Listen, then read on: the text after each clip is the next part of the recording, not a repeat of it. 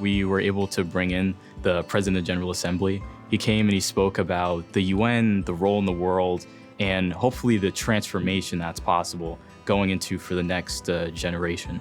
We see the challenges and we can figure out where to go, how to go.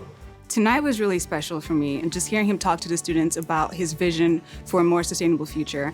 And that really was a call to action, not only for us to take our studies here seriously, but after we graduate too, just in the kind of work that we do once we leave Seton Hall. This is something that I haven't even dreamed of. I just thought this was amazing that we could have somebody from the UN, which we all talk about, we all know, to come to this school and just give us his experience and his views and his dreams. We are very privileged to actually have all those information that other schools or other students don't have a chance to have.